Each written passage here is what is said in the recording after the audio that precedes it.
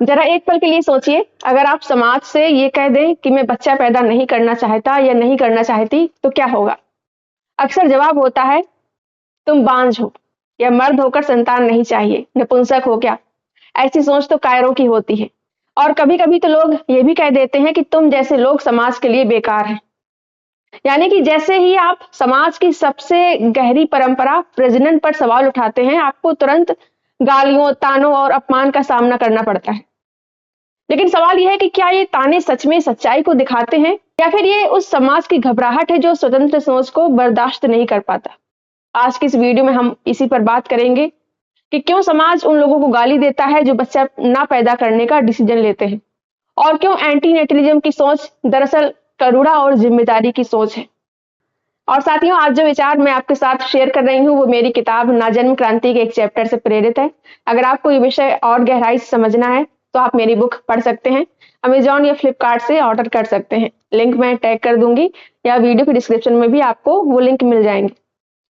साथियों, हमारा समाज इतना प्रजनन केंद्रित है कि अगर कोई व्यक्ति बच्चा पैदा न करने का फैसला करता है तो समाज को लगता है जैसे उसने कोई अपराध कर दिया हो। और तभी शुरू होती है गालियों की बरसात। बांझ कहते हैं, नपुंसक, कायर, स्वार्थी, निकम्मा, ये सब कहा जाता है। लेकिन जरा सोचिए, ये शब्द असल में क्या है? ये सिर्फ गालियां नहीं है, ये उस मानसिकता का आईना है जो इंसान की कीमत को उसकी प्रजनन क्षमता से मापती है। समाज को लगता है कि अगर तुमने बच्चा पैदा नहीं किया तो तुमने जीवन का उद्देश्य ही खो दिया है।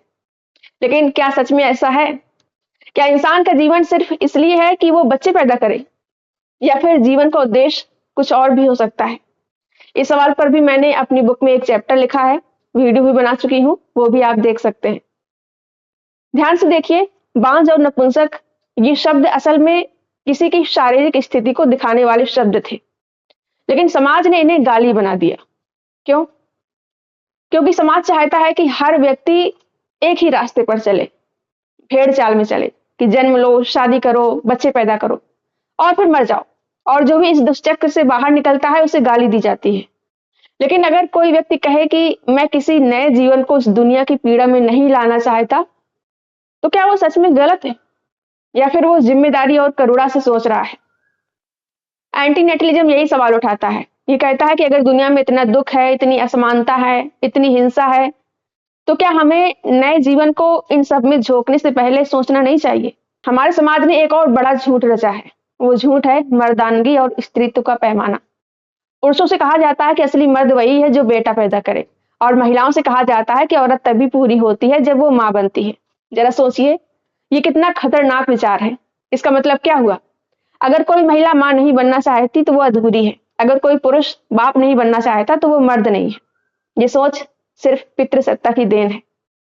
समाज चाहता है कि हर महिला मां बने और हर पुरुष पिता बने, लेकिन सच यह है कि इंसान की पहचान उसकी संतानों से नहीं, उसके विचारों से बनती है, उसकी करुणा से बनती है, उसके कर्मों से बनती है। हर नई सोच को पहले गाली मिलती है। इतिहास देखिए, जब भी किसी ने समाज की रूढ़ियों को चुनौती दी, उसे पहले गाली मिली, बहिष्कार हुआ उसका। जब किसी ने जाति व्यवस्था का विरोध किया तो उसे धर्मद्रोही कहा गया। जब किसी ने महिलाओं के अधिकारों की बात की तो उसे चरित्रहीन कहा गया। जब किसी ने लिव इन रिलेशनशिप की बात की तो उसे संस्कृति विरोधी कहा गया।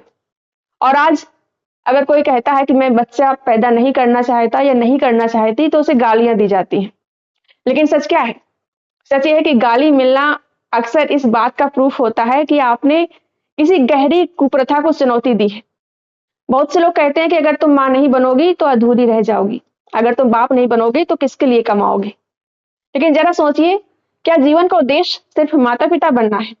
अगर कोई व्यक्ति किसी अनाथ की मदद करता है, या फिर समाज को जागरूक करता है, या पर्यावरण के लिए काम करता है, या बस खुद के जीवन को बेहतर बनाने के लिए काम करता है, तो क्या उसका जीवन कम इंपॉर्टेंट है? नहीं। अगर कोई व्यक्ति एक भी बच्चा ना पैदा करे लेकिन हजारों लोगों को सोचने की आजादी दे, जागरूकता फैलाए, तो क्या उसका जीवन बेकार है? बिल्कुल नहीं। जीवन की कीमत संतानों से नहीं, खुद के कर्मों से तय होती है। एक और डर दिखाया जाता है। लोग कहते हैं कि बच्चे नहीं होंगे तो बुढ़ापे में कौन संभालेगा। ये डर सदियों से लोगों को बच्चे पैदा करने के लिए मजबूर करता आया है।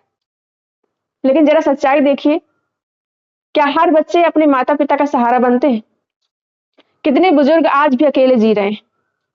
कितने माता पिता ओल्ड एज होम में रह रहे हैं?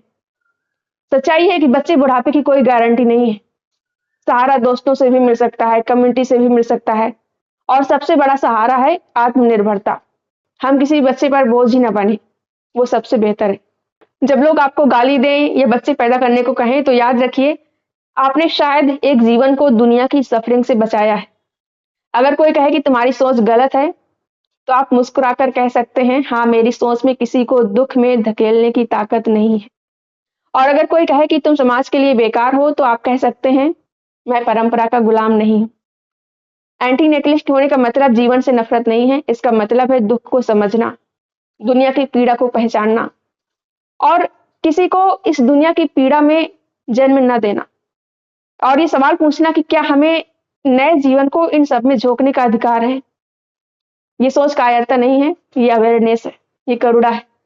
समाज अक्सर उन लोगों का मजाक उड़ाता है जो अलग सोचते हैं, लेकिन इतिहास बताता है कि बदलाव हमेशा अलग सोच से ही शुरू होती है, अगर हम ये कहने की हिम्मत रखते हैं। आप इस बारे में क्या सोचते हैं? कमेंट करके जरूर बताएं। ये वीडियो पसंद आया हो तो लाइक करें, शेयर करें, और चैनल को सब्सक्राइब ना किया हो तो सब्सक्राइब भी कर लें। Thank you.